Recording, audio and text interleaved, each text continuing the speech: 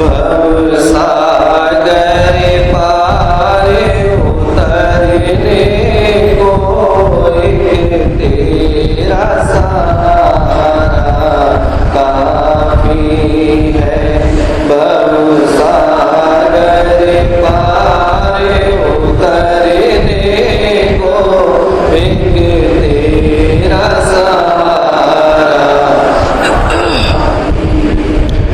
दुख की दल दल में जो बस जाए उसे तेरा किनारा काफी है। दुख की दल दल में जो बस जाए उसे तेरा किनारा काफी है। भाई बंधु और दोस्त मेरे जब छोड़ जुदा हो जाएंगे। भाई बंधु और दोस्त मेरे जब छोड़ जुदा हो जाएंगे। उस वक्त खबर लेना मेरी मुझे तेरा सहारा काफी है।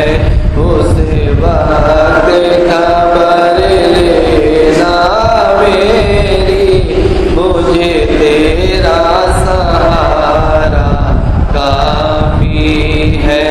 भव सागर पार उतरने को एक तेरा सहारा काफी है। दुख की दल दल में जो बस जाए उसे तेरा किनारा काफी। जब दुनिया से मैं जाऊंगा गुरु मौत के घोर अंधेरे में। जब दुनिया से मैं जाऊंगा गुरु मौत के घोर अंधेरे में। उस वक्त सामने आ जाना मुझे कोई नजारा काफी है। उस वक्त सामने आ जाना मुझे कोई नजारा काफी है। भव सागर पार उतरने को एक तेरा सहारा काफी है। दुख की दल दल में जो बस जाए उसे तेरा किनारा काफी। दुनिया स्वार्थ की साथी है ये साथ नहीं मेरा देगी। दुनिया स्वार्थ की साथी है ये साथ नहीं मेरा देगी। दुनिया की मुझे परवाह नहीं मुझे तेरा सहारा काफी है। दुनिया की मुझे परवाह नहीं मुझे तेरा सहारा काफी है। भव सागर पार उतरने को एक तेरा सहारा काफी है। दुख की दल दल में जो बस जाए उसे तेरा किनारा काफी है।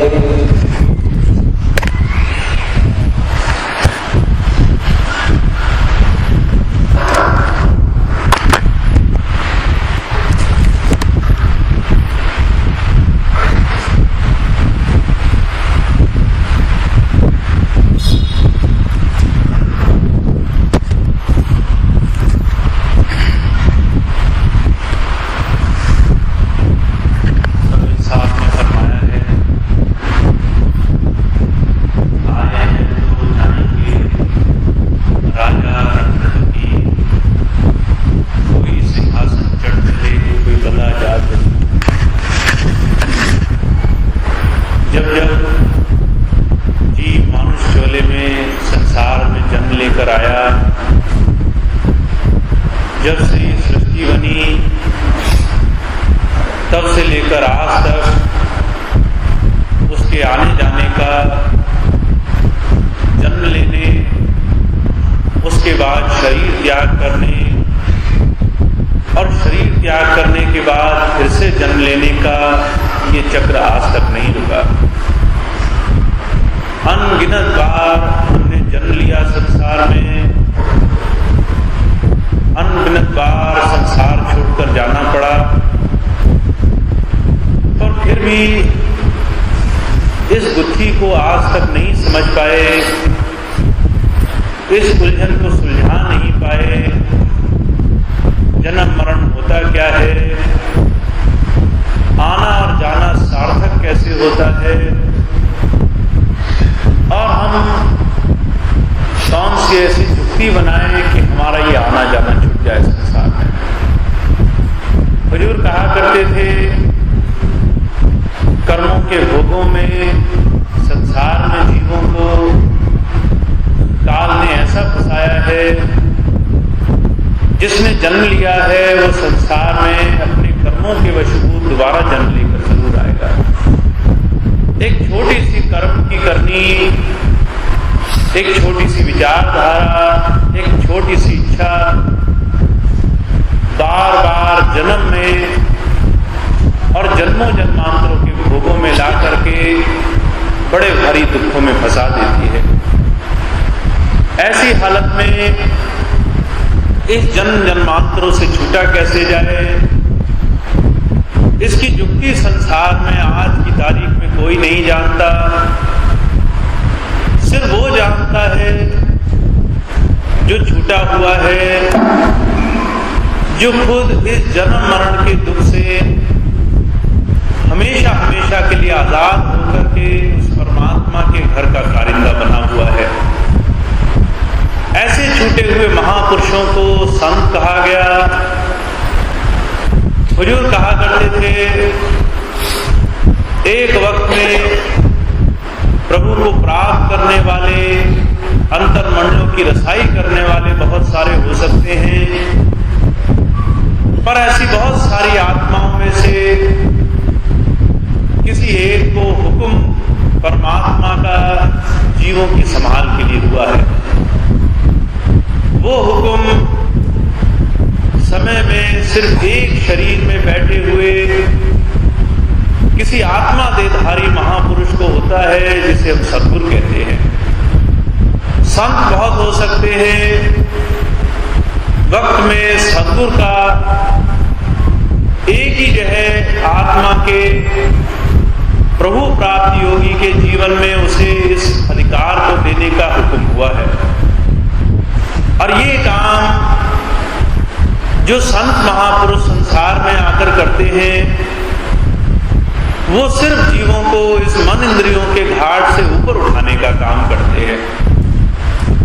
तब तक कोई जन्मों जन्मांतरों से आजाद नहीं हुआ,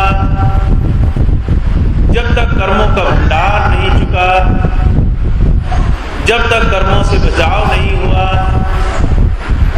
और जो जीवन हम आज जीते हैं, वो जीवन हम इस युक्ति, इस धारणा से जीने वाले नहीं बने कि इसमें और आगे नित्य नियम से कर्म न बढ़ाए जाए।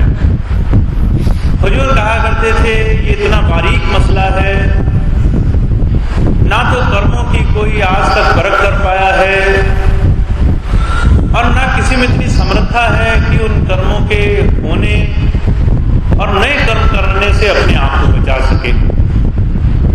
संत महापुरुष उस रास्ते को जानते हैं जिससे हम नए कर्म करने से बच जाएं, पुराने कर्मों को दग्ध करते चले, जीवन ऐसा बना लें जिसमें दुनिया के हजारों हजारों विषय विकारों से ज्यादा उस परमात्मा की प्रीति बनने लग जाए।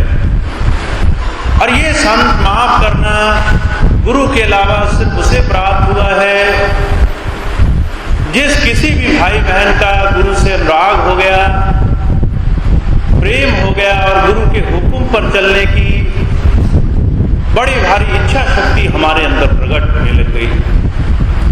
कबीर साहब क्या फरमाते, जो जन्म लेकर आया है उसे जाना जरूर पड़ेगा, पर जाना उसका मुबारक है जो राजाओं की तरह जाए, जो शान और शौकत से जाए, जो हंसी खुशी से और अपनी इस आखिरी यात्रा को अपनी विजय यात्रा बना करके जाए।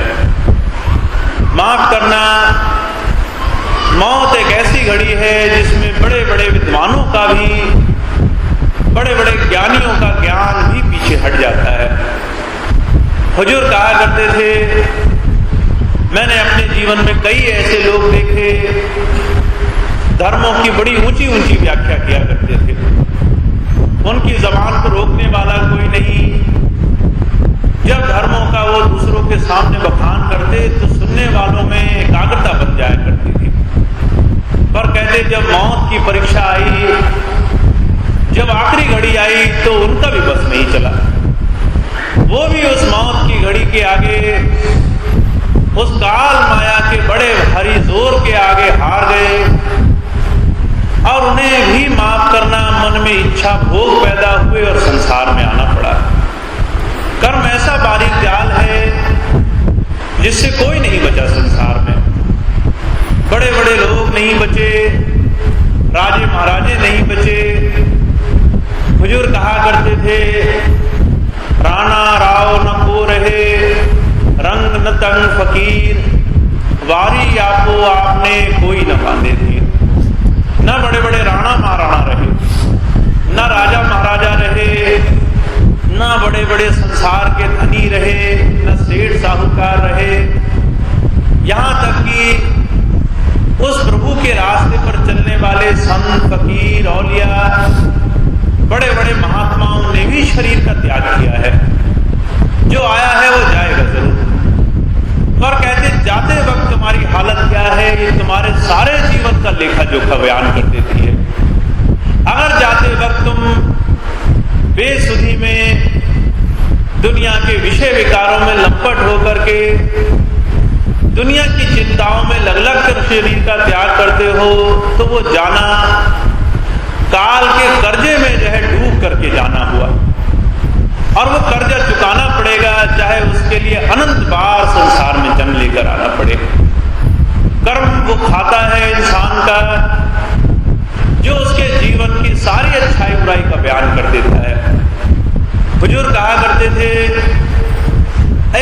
जिस दिन हमारे शरीर की रुखसत का आखिरी घड़ी का वक्त आएगा, उस वक्त हम कैसे हैं वो हमारे कर्मों से, हमारे संचित और हमारे प्रारब्ध से तय होगा हमने कैसा जीवन जिया है। और जो हम नए कर्म कर रहे हैं उससे हमारे दोबारा संसार में भेजे जाने का नियम बनाया जाएगा। ये कर्मों का कानून, माफ करना, बड़े से बड़े ज्ञानी विद्वान, बड़े बड़े धर्मों का अनुभव, पढ़ने लिखने बहुत उसका ज्ञान प्राप्त कर लेने वाले भी नहीं तोड़ पाए। ये ऐसी बड़ी बारीक काल का जाल है जिसमें सारा संसार फंसा है।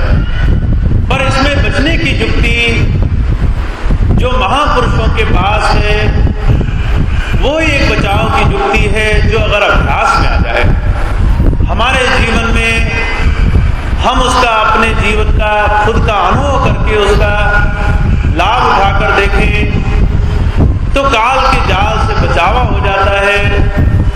हम जन्मों जन्मांतरों के बंधनों से छूटने का साधन बना लेते हैं।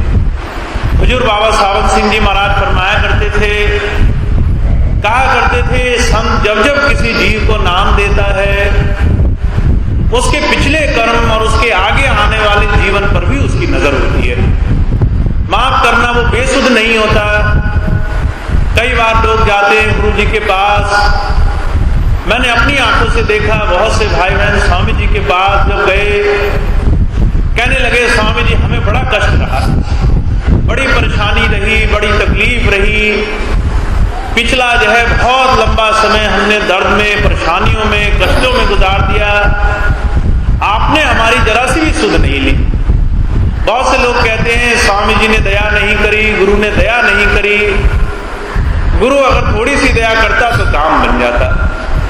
पर हुजूर बाबा सावंत होती। नाम दे देने के बाद गुरु अपनी दया से एक शिष्य को महरूम रखता हो, उसको खाली रखता हो। उसकी हमारी माफ करना वर्तमान पर ही नहीं, हमारे अतीत और हमारे भविष्य पर भी नजर होती है। वो सब कुछ जानता है। हुजूर तो यहां तक कहा करते थे, जिस दिन गुरु नाम देता है एक शिष्य का खाता काल के यहां से गुरु के यहां ट्रांसफर हो जाता है। खाता गुरु के यहां चला गया, फिर भी गुरु कर्मों के उस विधान में छेड़छाड़ नहीं करता। जो संचित हैं, जो अनंत जीवनों से हमने कमा कमा करके इकट्ठे कर रखे हैं, संचित को स्टोर्ड कर्मास भी कहा गया है। जो जमा खाते में खूब बड़ा भंडार लगा पड़ा है, कहते वो बड़ा भारी भंडार भी शिष्य के साथ गुरु के यहां ट्रांसफर होता है। जो प्रारब्ध हम शरीर से लेकर आए, वो प्रारब्ध भी हमारे साथ गुरु के पास जाता है। और जो हम जीवन आज भी लेकर आए हैं, वो जीवन चाहे विषय विकारों में रत हो, चाहे बुराइयां कमाने में लगा हो, चाहे दुनिया के कर्मों में लगा हो, वो कर्मों से भरा जीवन भी हम गुरु के पास लेकर जाते हैं। गुरु के पास हमारा खाता चला जाता है, पर हमारे कर्म नहीं बदल जाते।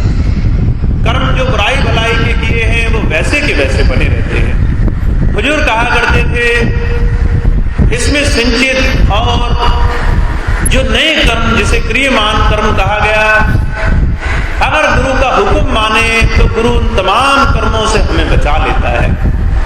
संचित कर्म कटते हैं अनुभव से, आवाज के सुनने से, अंतर में शब्द के आ जाने से। जो पिछले जन्मों के कट्टे हैं, उन कर्मों को काटने का एकमात्र तरीका है आवाज का सुनना। हुजूर बाबा सावन सिंह जी महाराज कहा करते थे, जब तुम दोनों आंखों के पीछे ध्यान लगाओगे, सिमरन करोगे, शरीर एकाग्र होने लगेगा, आत्मा सिमटने लगेगी। एक अवस्था ऐसी होगी, ध्यान सिमट करके दोनों आंखों के पीछे आने लगेगा। उस वक्त रोशनी दिखाई देगी। रोशनी दिखाई देने तक तुम्हारा सिमरन चलता रहना चाहिए। जब रोशनी दिखाई देने के बाद आवाज सुनाई देने लगे, तब जो है सिमरन करना छोड़ दो, आवाज को सुनने लग जाओ।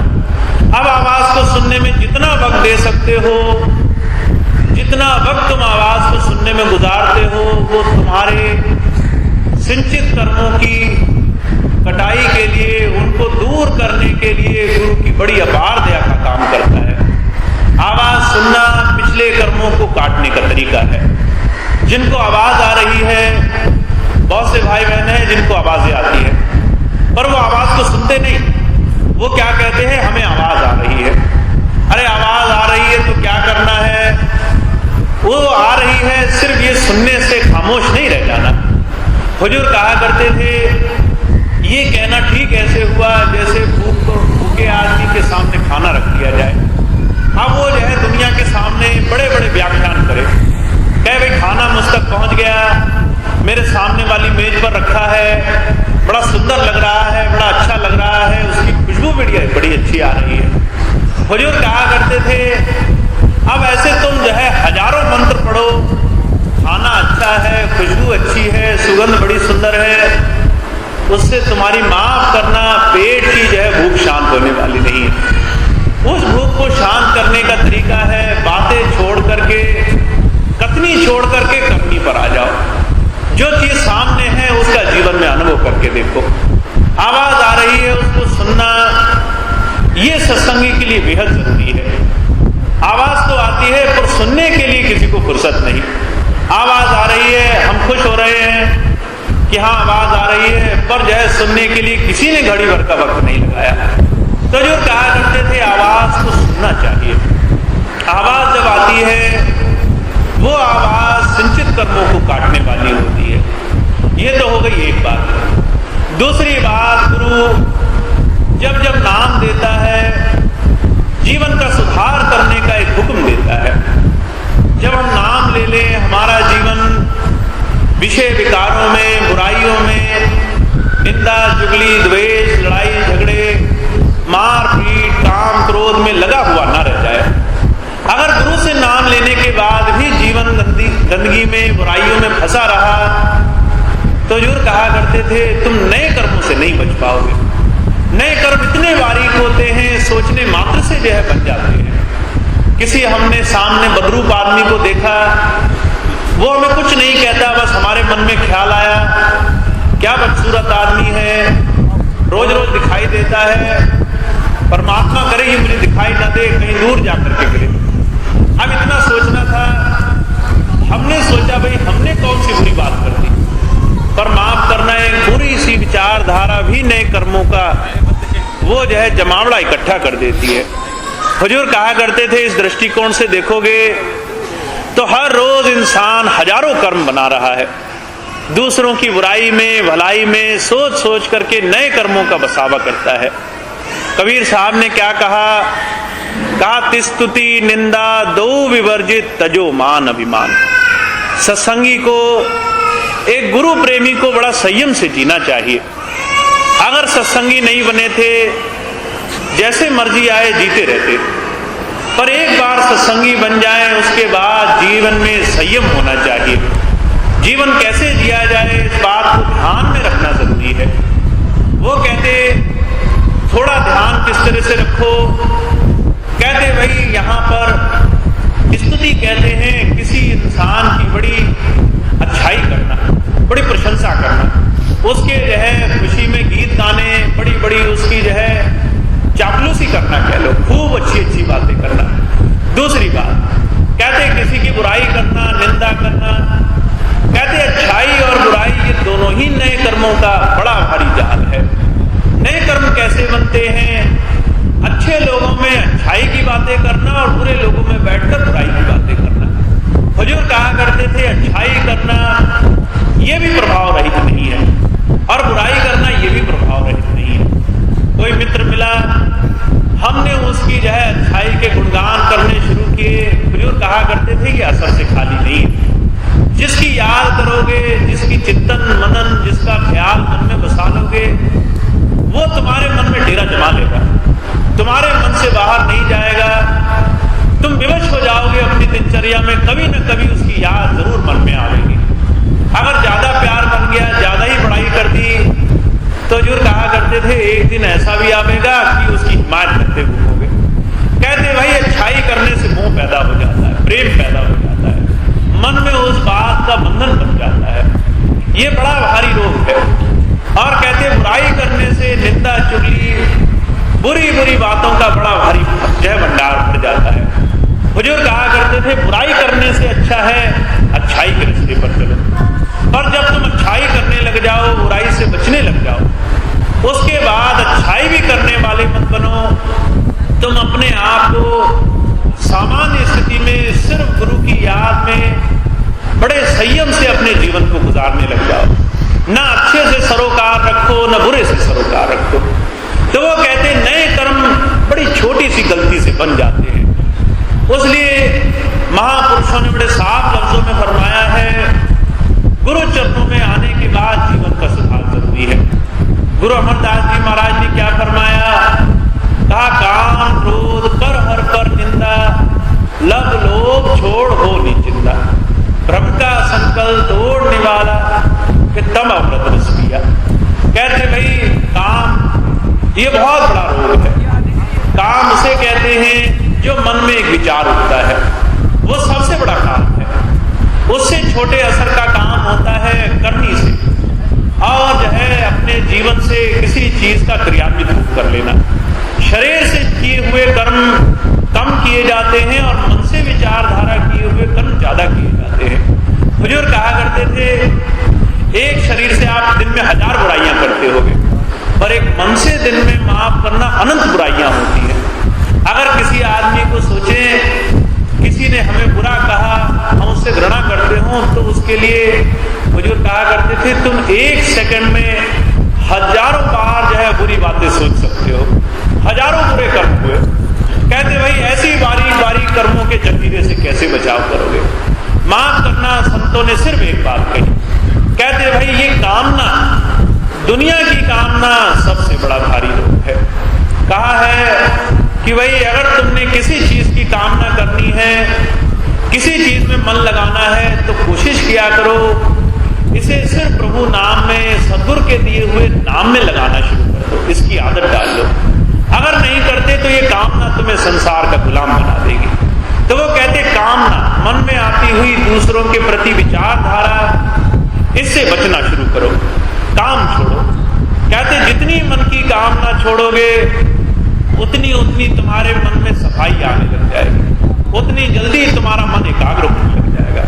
कहते उससे बड़ा भारी रोग है क्रोध करना, गुस्सा करना। कहते गुस्सा जो है, हुजूर कहा करते थे, सिर्फ एक भावना से पैदा होता है। वो भावना क्या है? मान, बड़ाई और अहंकार से। हमें ये अहंकार हो, हम दूसरे से ज्यादा जानते हैं। जब दूसरा इस बात को नहीं मानता तो हम उसको जोर जबरदस्ती से डांट फटकार करके, क्रोध करके शांत करने की कोशिश करते हैं। हम चाहते हैं दूसरा हमारी गुस्से और क्रोध की भावना से हमारी बात मान ले, जबरदस्ती करने की कोशिश करते हैं। वो कहते भाई क्रोध तब आता है जब दूसरों से ज्यादा हम ज्ञानी हैं, इस बात का अहंकार किसी के मन में होता है। कहते ये क्रोध किसी भी बात का और किसी भी जगह माफ करना सिर्फ इस अहंकार के कारण तुम्हारा पीछा नहीं छोड़ेगा। कबीर साहब फरमाया करते थे क्रोध छोड़ो। क्रोध छोड़ने का तरीका क्या है? विनम्रता रखो जीवन में, विनम्र रहो। अगर कुछ आता भी है तो उस बात का अहंकार न मानो, गुरु को समर्पित कर दो और माफ करना जितना हो सके, वाद विवाद बहस से दूर रखकर बड़ा सामान्य सा, बड़ा सादगी से जीवन गुजारना शुरू कर दो। फिर कहते तीसरी चीज उससे भी ज्यादा खतरनाक है। वो कौन सी है? कहते पराई निंदा। दूसरों की निंदा करना, ये हुजूर कहा करते थे सबसे खतरनाक चीज है। पराई निंदा एक ऐसी चीज है जिसमें इंसान को कुछ भी हासिल नहीं होता। क्रोध करने से चलो हम कहते हमें थोड़ा संतोष मिला, दूसरों से जीत हासिल हुई, पर जो कहा करते थे पराई निंदा तो एक ऐसी चीज है जिसमें किसी को एक पैसे का भी फायदा नहीं होता। गुरबाणी में क्या कहा गया? कहा निंदा भली किसी की नाही, मन मुगद करन, मुख काले दिन निंद का नरके घोर पवन। कहते भाई निंदा तो किसी की भी अच्छी नहीं होती। अगर दुश्मन भी सामने खड़ा होना, उसकी भी निंदा मत करो। अगर कोई बहुत बड़ा हमारा जो है दुश्मन, बहुत बड़ा अहित करने वाला, बड़ा जो है बुरा व्यक्ति भी हमें मालूम पड़े, वो भी सामने खड़ा हो, उसकी भी निंदा मत करो। यहां तक कि दूसरे के सुने समझे अनुसार भी दूसरों की बुरी चर्चाओं में मत फंसो। कहते निंदा तो निंदा ही है, चाहे वो किसी जामे को पहन कर आए, अच्छाई के जामे को पहन कर आए, बुराई के जामे को पहन कर आए। निंदा एक ऐसी चीज है जो मन को रमा लेती है, मन को जो है बाहर की तरफ खींच ले जाती है। कहते मन को मुक्त करने का काम निंदा का है, और कहते इसके अलावा तुम्हें कुछ भी लाभ नहीं देगी, तो नुकसान बड़े देगी। पहली चीज जिसकी तुम निंदा करते हो, उससे तुम अपने आप को बचा नहीं सकोगे, उसे पता चल जाएगा कि तुम उसके निंदक हो। हुजूर कहा करते थे ऐसे निंदक से अपने आप को बचा करके रखो। हुजूर क्या फरमाया करते थे? कहा कि जो है ऐसी निंदा करने वाले के लिए हमें जो है दूर दूर रह करके उससे अपनी संगत का बचाव करना चाहिए। उसकी बात सुनो पर उस पर प्रतिक्रिया मत करो, उस पर अपना ध्यान मत दो, नहीं तो क्या होगा? कहते मुख काले दिन निंदा नरके घोर। एक निंदा नरकों के घोर हमें जो है बड़े भारी कष्टों में फेंकने का साधन बन जाती है। तुलसी साहब एक महापुरुष हुए, उन्होंने इस बात का बड़ा ऊंचा वृत्तांत पेश किया।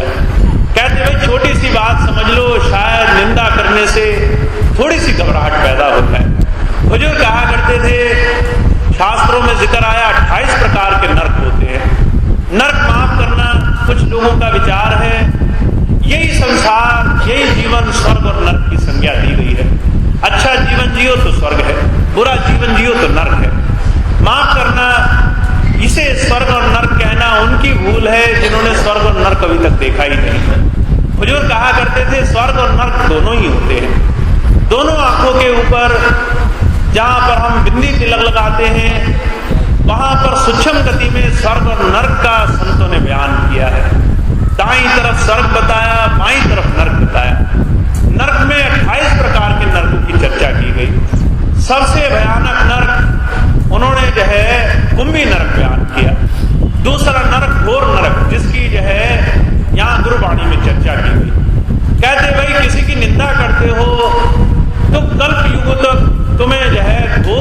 में जाकर के भोग भोगने पड़ते हैं। अब एक कल्प कितना होता है? हुजूर कहा करते थे 4 अरब साल की इस सृष्टि की रचना बताई गई, ये चौकड़ी युगों का पसारा बताया गया। वो कहते ऐसे जो है 1000 चौकड़ी युग होंगे, उसको एक कल्प की जो है उन्होंने महापुरुषों ने रचना का बयान किया। एक कल्प बराबर 1000 चौकड़ी युग। अगर गणित लगा सकते हो तो हिसाब लगाकर देखो।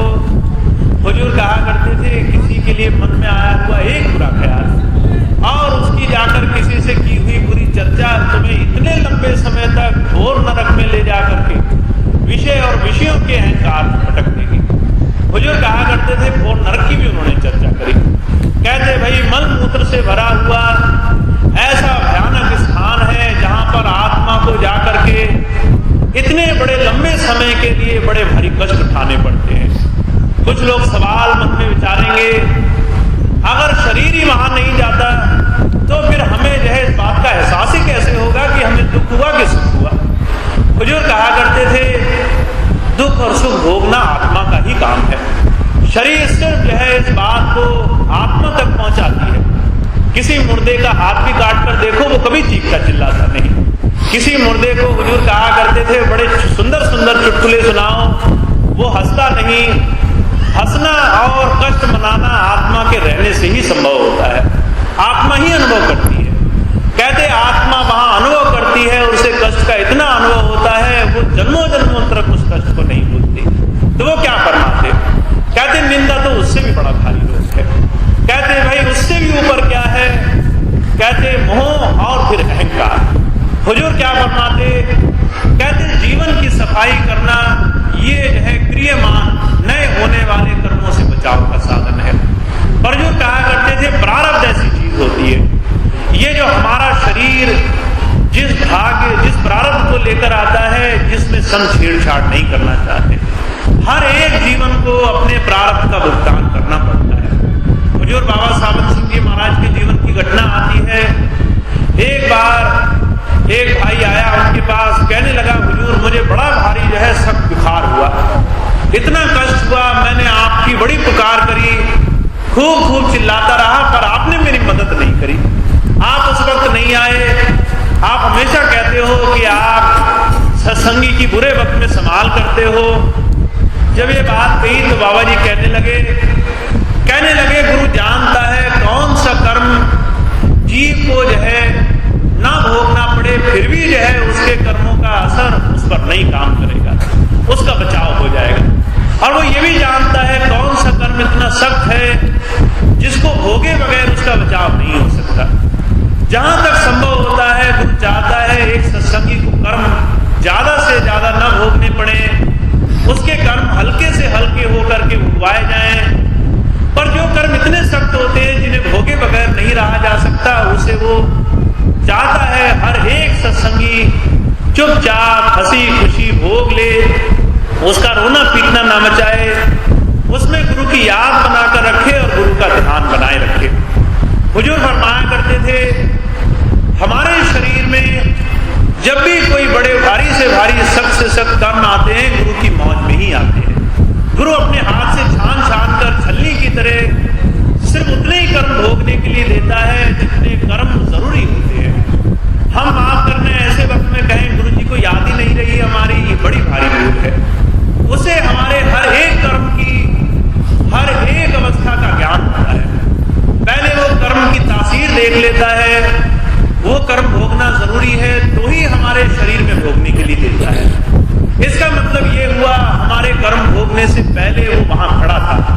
वो हर एक कर्म को जांच कर पड़ताल करके हमें भोगने के लिए देता है।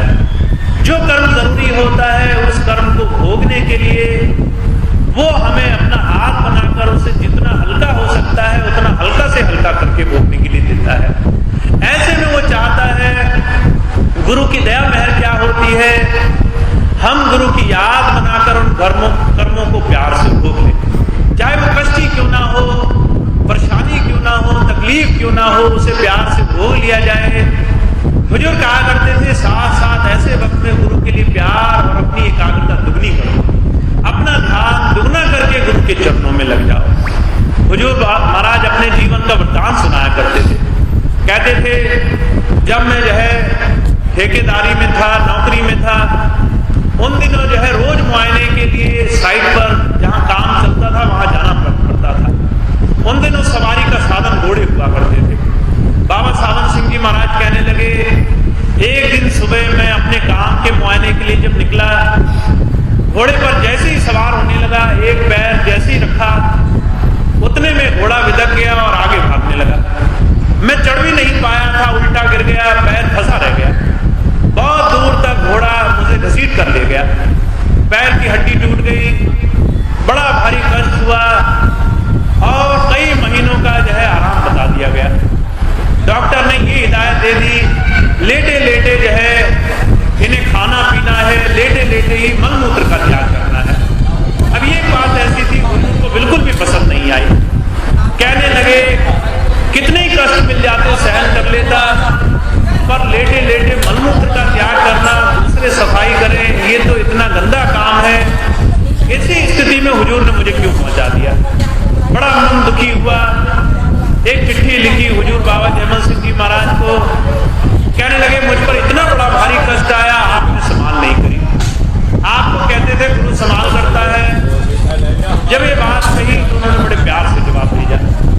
कहने लगे सावन सिंह, तुम्हें लगता है तुम्हारे कर्म हल्के थे, तुम्हें तो अंदाजा भी नहीं ये कर्म कितने बड़े भारी थे जिसको गुरु ने कितने हल्के में सुधारा है। कई बार कर्म बड़े भारी लगते हैं, भोगे नहीं जाते, उठाया नहीं जाता, पर अगर असली कर्मों की सूरत देख ली जाए तो जो कहा करते थे इंसान को हाहाकार करता हुआ मिल जाएगा। असली कर्म इतने भारी होते हैं, एक एक कर्म एक एक मौत से भी बड़ा होता है, पर जो है गुरु उन्हें हल्के करता है, छांट छांट करके। हुजूर कहा करते थे चूली के चूल बना बना करके करता है। तुम चुपचाप काट करके उन कर्मों को भोग सको, ये अवस्था अगर आ जाए तो जीव का जीवन धन्य हो जाएगा। पर जो कहा करते थे सब नहीं होता, हम सोचते हैं गुरु ने संभाल नहीं करी। यही हालत कुछ उन दिनों हुजूर बाबा जी की थी। जयमल सिंह जी महाराज ने हुजूर ने उन्हें चिट्ठी भेजी, कहने लगे तुम्हें सच बताए देता हूं ताकि तुम्हें किसी बात का भूल भरम ना रह जाए। ये जो घोड़े के जो रकाब में पैर फंसी, टांग टूटी, ठीक है वो वक्त था जब जो है घोड़ा तुम्हें घसीट कर तब तक ले जाता है जब तक प्राण न निकल जाते। तुम्हारी मौत होती थी जहां पर, जहां तुम्हारा जीवन समाप्त होना था, तुमसे काम लेना है, उस प्रभु शक्ति ने तुम्हें आगे काम सौंपना है, इसलिए तुम्हें जीवन बख्शा गया है।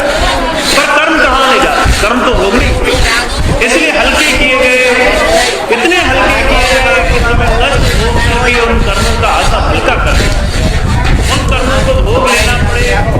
तुम अपनी चीखें चिल्लाते हो, कहते हो गुरु ने संभाल नहीं करी।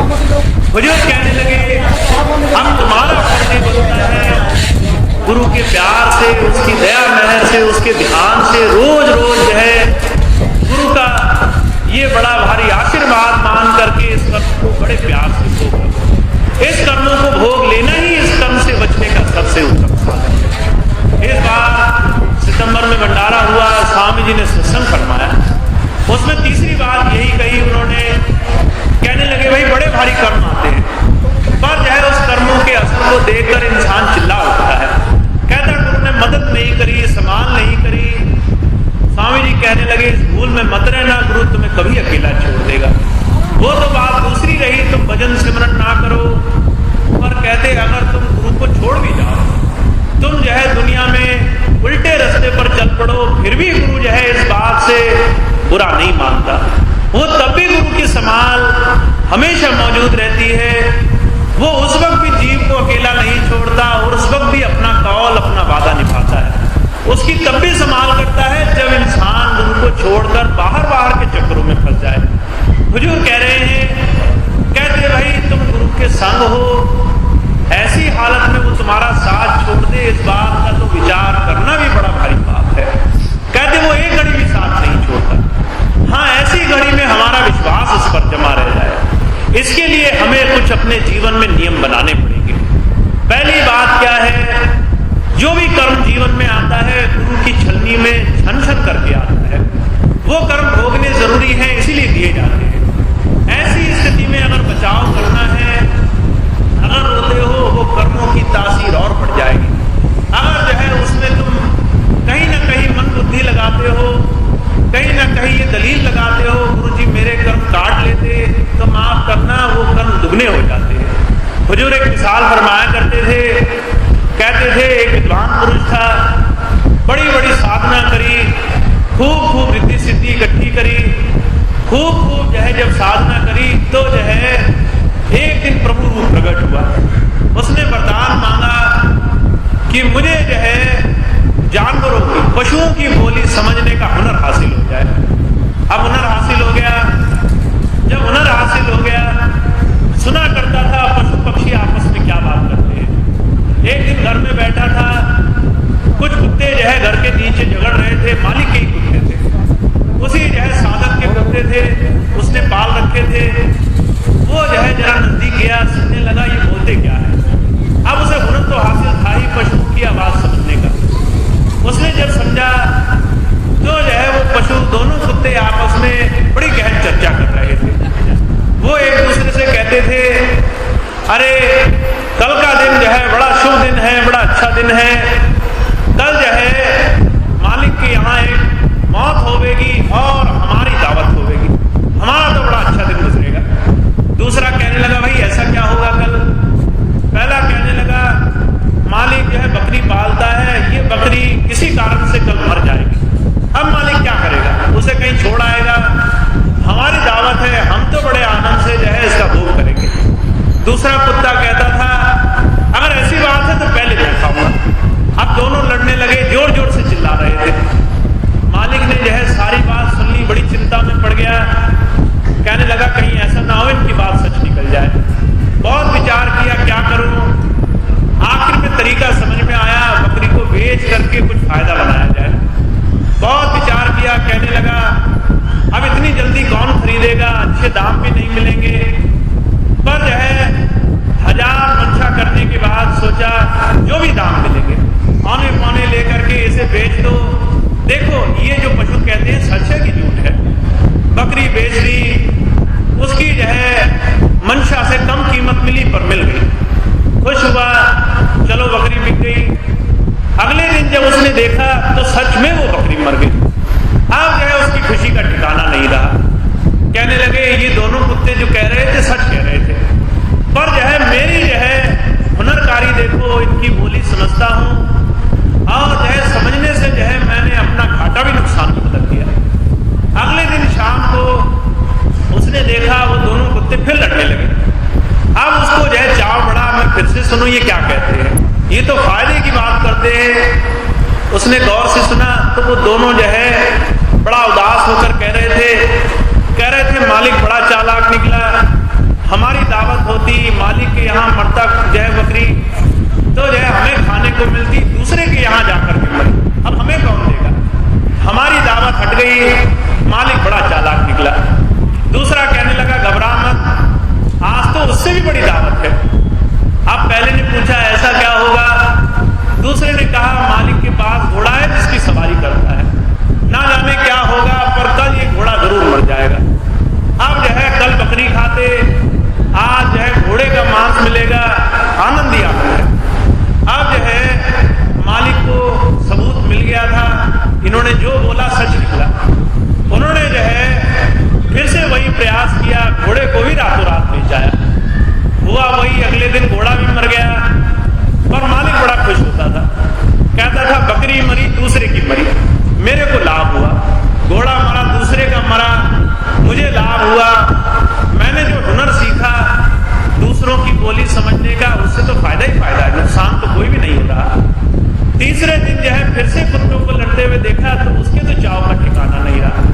कहने लगे आज जरूर फिर से फायदा होगा। तीसरे दिन सुना वो क्या कहते हैं, बेचारे कुत्ते बड़े दुखी उदास थे, कहने लगे बकरी मिलती, मालिक ने जो है चतुराई दिखाई, हाथ से निकल गई, घोड़ा मिलता, मालिक ने चतुराई दिखाई, हाथ से निकल गई।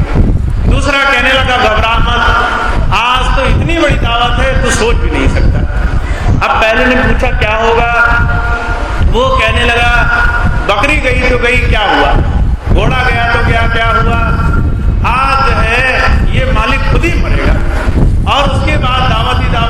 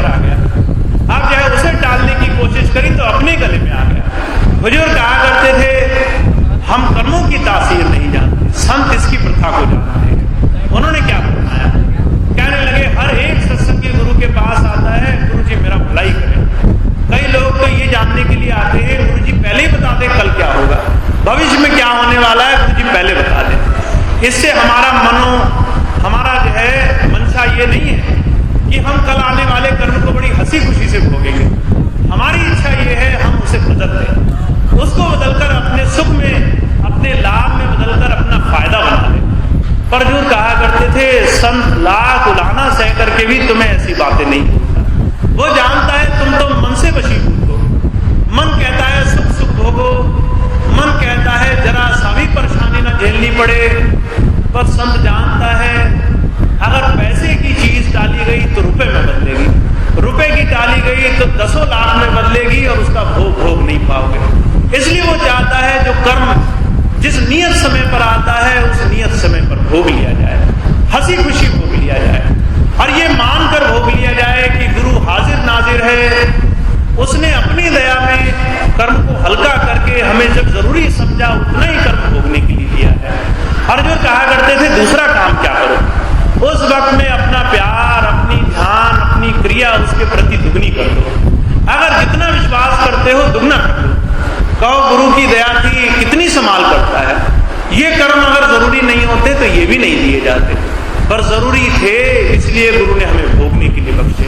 अगर टल जाते तो दुगने हो जाते और भोगे नहीं जाते। तो जो कहा करते थे कर्मों की गति न्यारी है, ऐसे कर्मों से हम अपनी युक्ति से नहीं बच सकते। हम तो इसकी जो है माफ करना बारीकी भी नहीं जानते।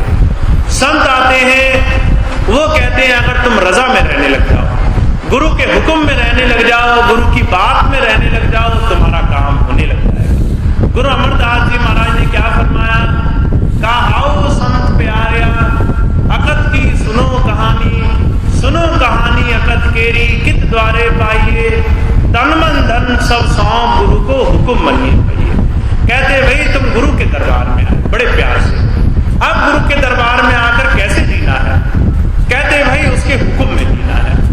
ऐसे हुक्म में जियो जिसमें न तन बाधा डाले, न मन बाधा डाले, न धन बाधा डाले, न जो है तन की कमी पेशी उसमें रुकावट बने, न मन की और न धन की।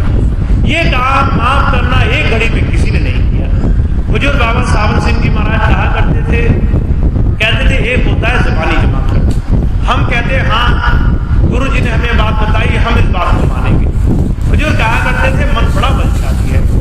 जब गुरु कोई सत्संग करता है, महापुरुषों की संगत में हम बैठते हैं तो हमारा मन वादे करता है, कहता है सच्ची बात कही, एक एक बात गुरु जी के मुंह से निकली सच्ची निकली। जीवन ऐसे ही गुजरना चाहिए, एक एक बात पर हमारा जीवन अमल करना चाहिए।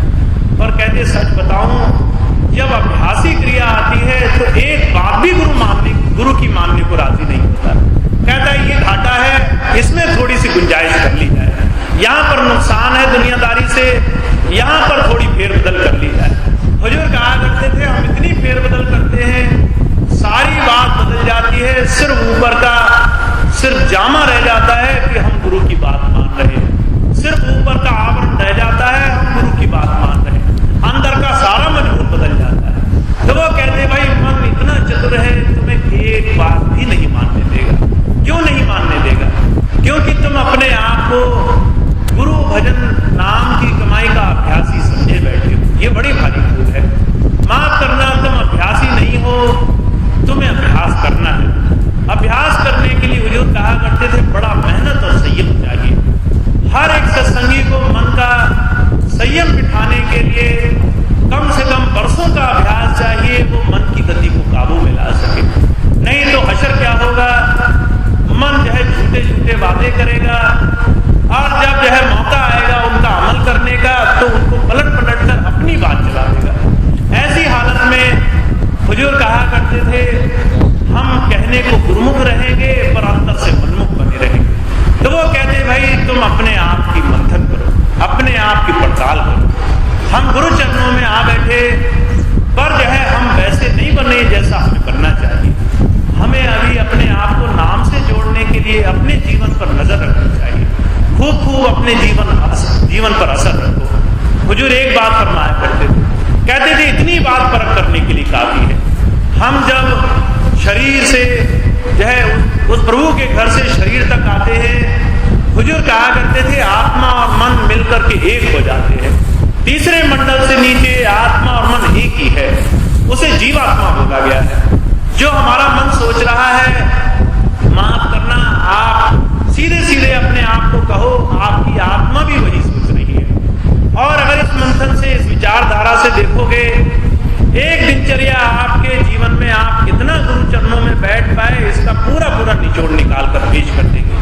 देखो जरा पिछला दिन कैसा गुजारा आपने, पूरे दिन सुबह से लेकर शाम तक आपने जो किया, आपके मन ने जो विचारधारा रखी, आपने जो जो करनी धरनी रखी है, कहते आप वो ही हो।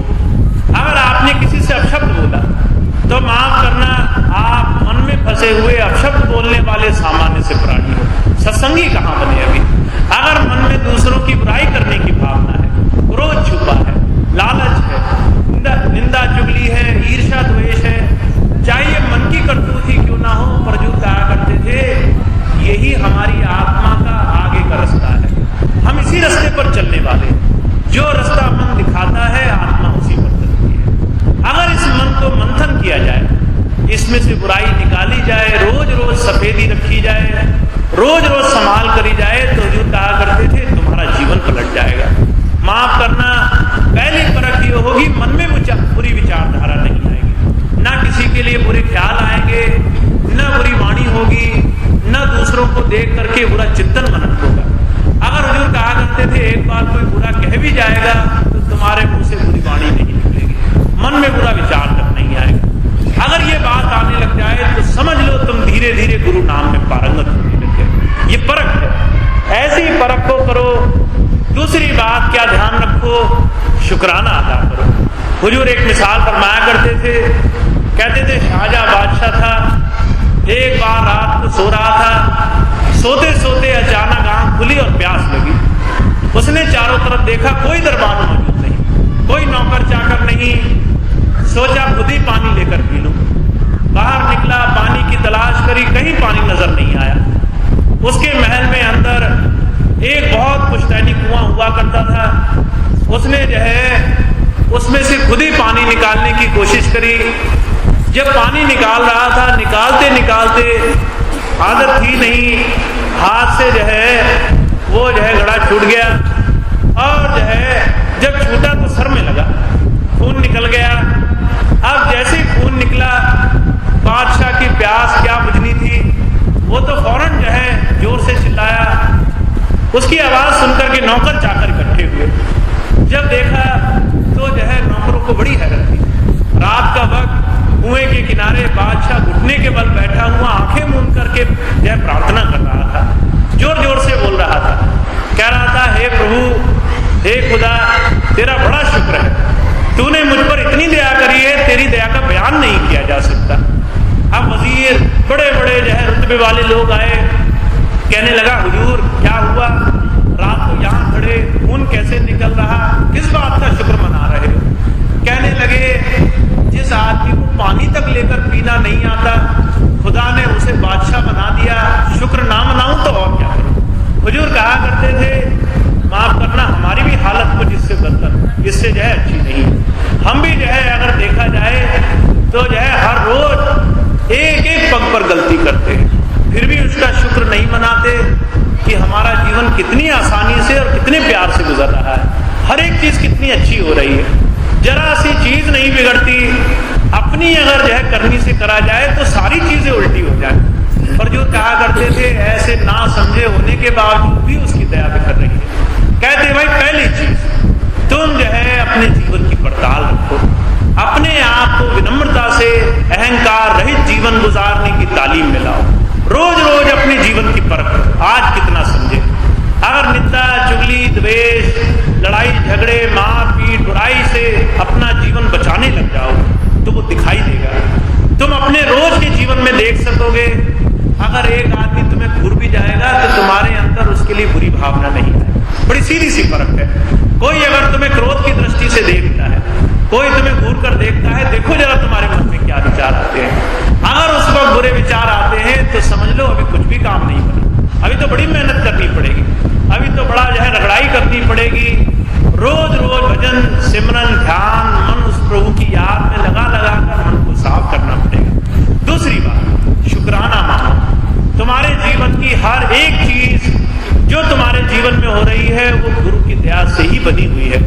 तुम्हारी करनी से अगर अपनी मेहनत से काम करने की कोशिश की जाए तो सारे काम बिगड़ जाए, ऐसे बिगड़ जाए जन्मों जन्मांतरों तक न सुधरे। वो कहते भाई शुक्राना मानो, गुरु की दया से सारे काम अच्छे हो रहे हैं। जब जब शुक्र मानोगे, जब जब अपने आप की सफाई करोगे, दूसरों से ज्यादा अपने जीवन को परख कर देखोगे, गुरु की जो है हर एक करनी पर विश्वास रखोगे और उसके द्वारा दिए हुए हर एक कर्म का आदर रखोगे, चाहे वो कष्ट ही क्यों ना, चाहे एक बार हमें पीड़ा ही क्यों ना सहनी पड़े, चाहे बड़े से बड़े रोग ही क्यों ना सहने पड़े, तुम ध्यान रखोगे तो ये कर्म जरूरी मान पड़ा तभी जीवन में भोगने के लिए किया, उसका शुक्राना मानोगे तो तुम्हारा जीवन एक सत्संगी का जीवन हो जाए। तुम्हारा जीवन एक आम दुनियादार से पलट करके एक अभ्यासी गुरुमुख का हो जाएगा। तुम जीवन वैसा जियोगे जैसा जीवन गुरु तुम्हें चाहता है तुम जियो। तो असलियत में हमने बड़ी मेहनत करनी है। हुजूर कहा करते थे, गुरु नानक देव जी महाराज ने बड़ी ऊंची वाणी में कहा रहनी रहे सो सिख मेरा, सोई गुरु मैं किसका चेला। गुरु को वो सत्संगी प्यारा होता है जो गुरु के वचनों पर जीवन जीता है। वो सत्संगी प्यारा नहीं होता जो उसके नजदीक घूमता है, बड़ी मान पढ़ाई करता है, बड़े नजदीक घूमकर ये सोचता है गुरु तो कुछ नहीं जानता, झूठ बोल लो, कुछ भी जो है मन बनावी बात बोल लो, गुरु को खुश कर लो। हुजूर कहा करते थे गुरु भी बड़ा छलिया होता है। ऐसे स्वांग बरतने वालों के सामने स्वांग पर जो है स्वांग रचा रचा करके रहता है, उनकी झूठी बातों पर खुश होता है, बड़ा जो है उसको स्वांग बरत कर दिखाता है कि तूने झूठ बोला, मुझे पता नहीं चला, तूने जो है वो ऐसी ऊंची बात करी और मुझे समझ में नहीं आई। और कैसे वो जानता है कि अभी जो है उस प्रभु प्राप्ति के ऐसे अनमोल खजाने को पाने लायक है, तब तक जो है लड़ाई करता रहता है जब तक सफेदी ना आ जाए। तो आप ये कभी भूलकर मत समझना गुरु से झूठ बोला जा सकता है, गुरु से कुछ छुपाया जा सकता है। गुरु से जो है कहीं भी हम चतुराई करके उससे कोई चीज छुपा करके वो सब जानता है। जब हम उससे चतुराई करते हैं तो वो भी अपनी जो है उस लकीर को लंबा कर देता है जिसमें प्रभु भक्ति के नाम की कमाई का साथ होता है। इसलिए अच्छाई ये है आप जैसे हो वैसे हो, उसमें आपको बदलने की जरूरत नहीं। गुरु के पास अगर कुछ नहीं मिल रहा है तो इसमें शर्म की बात है। गुरु के पास जाकर कहो हमें कुछ नहीं मिला, कोई और कैसे मिलेगा आप रास्ता बताओ। जो कहा करते हैं तुम सच्चे होकर प्यार वो याद में उसके दरबार में जाकर बैठोगे, देखने की देरी नहीं होगी और अंदर का काम बनने लगेगा। चतुराई से गुरु को बड़ी भारी नफरत होती है और सहजता से गुरु को बड़ा भारी प्रेम होता है। तो वो कहते जो मेरी बात पर चलेगा, अभ्यास करेगा, मेरे बताए तरीके से जीवन जिएगा, उससे मुझे बड़ा प्यार होगा। और जो झूठी झूठी बातें बोलकर सिर्फ स्वांग बरतेगा, कहते उससे मैं भी स्वांग बरतता हूँ, उससे मैं भी चतुराई करता हूँ, उससे मैं भी दिखाता हूँ कि तेरी बात मैं नहीं समझ पाया, तूने मुझे मूर्ख बना लिया और मैं बन गया। और जो है वो तब तक जो है हमें उस प्रभु दायरे में नहीं लाता जब तक हम सच्चे नहीं हो जाते। तो माफ करना वो सबसे बड़ा फर्ज है। जब तक तुम ठगते रहोगे वो भी ठगता रहेगा। जब तुम जो है सच्चे होकर उसके पास चले जाओगे कुछ पाने के लिए, गरीब बनकर उसके चरणों में बैठोगे तो सब मिलेगा। तो मेरी विनती यही है कि हम मन की चतुराई को पीछे छोड़कर उनके चरणों में जाए। जरूरी है तुम जैसे हो वैसे रहो, इसके लिए तुम्हें कुछ बदलने की, कुछ फेर बदल करके वहाँ कुछ अच्छा बनने की जरूरत है। जो कृपा से हुजूर महाराज जब दिल्ली में थे वो पूछा करते थे अपने आखिरी के दिन भाई कितने लोग भजन करते हैं। शुरू में जो लोग भजन करते थे, जिनका भजन बनता था, वो लोग हाथ उठाया करते थे। कुछ लोग जो हाथ नहीं उठाते थे उन्हें शर्मिंदगी होनी शुरू हुई, मान बढ़ाई बहुत बुरी। गुरु के दरबार में जाकर मान बढ़ाई और घेर लेती है। हम सोचते हैं कि पड़ोसी आदमी हमारी बदनामी ना कर दे, कहीं जो है हमें बुरा भला ना कह दे। ये जो है मान बढ़ाई सबसे ज्यादा गुरु के घर में जाकर हमें दिखाई देती है। उन लोगों को जो है ये मान बढ़ाई वहां दिखाई दी जो भजन नहीं करते। अब उन्होंने सोचा कि जो है गुरु जी कौन सा जानते हैं हम भजन कर रहे हैं नहीं कर रहे, ये तो हाथ ही उठवा कर मांगते हैं। अब जो है उन्होंने सोचा लोग हमारी बदनामी ना करें, लोग ये ना कहें कि हम तो भजन करते हैं, ये पड़ोसी भजन नहीं करता, और दो बुरी बातें ना बोले। झूठे हाथ लोगों ने उठाने शुरू कर दिए। जब जब हुजूर जो है हाथ उठाया करते थे, ज्यादा से ज्यादा लोग हाथ उठाया करते थे। एक दिन हुजूर कहने लगे कि लोग समझते हैं गुरु को कुछ नहीं मालूम, ये जो है ये मान बैठे गुरु अंतर की नहीं जानता।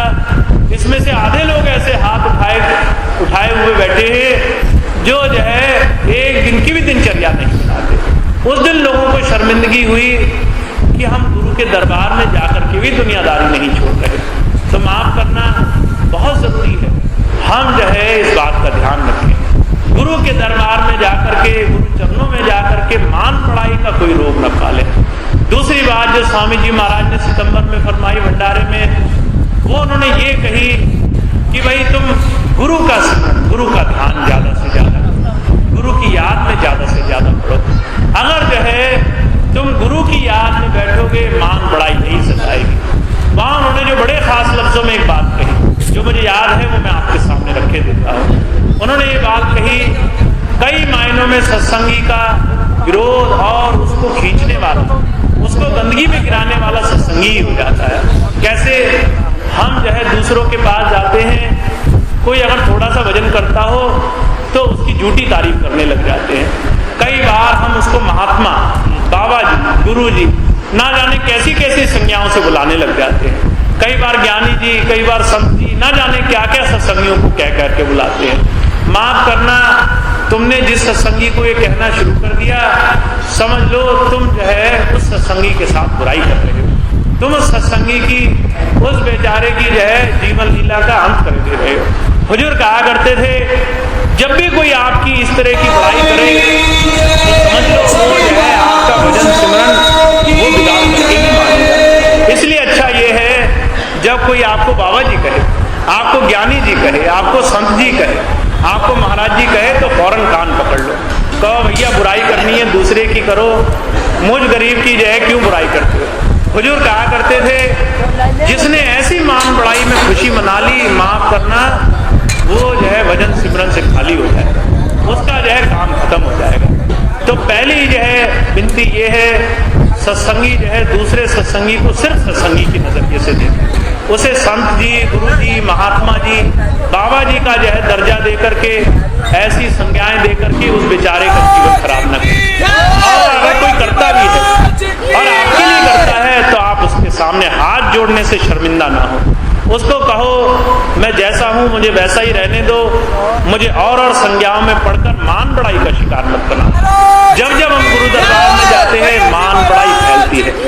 ऐसे स्तर में वो बचा रहेगा जो गुरु चरणों में जुड़ा रहेगा। जो मान बढ़ाई में फंस जाएगा, मैं फिर से कहता हूं, जो मान बढ़ाई में पड़ जाएगा उसको काल कहाँ ले जाएगा ये तो काल खुद भी नहीं जाएगा। तो आपको जो है ये बड़ी भारी हिदायत है, आप सत्संगी हैं, सत्संगी का जीवन गुरु प्रेम से कटना चाहिए और किसी की उसमें कोई स्थान नहीं होना चाहिए। गुरु भगत भी गुरु के लिए है, गुरु प्यारा, गुरु नजदीकी, गुरु भाई भी गुरु के लिए ही है।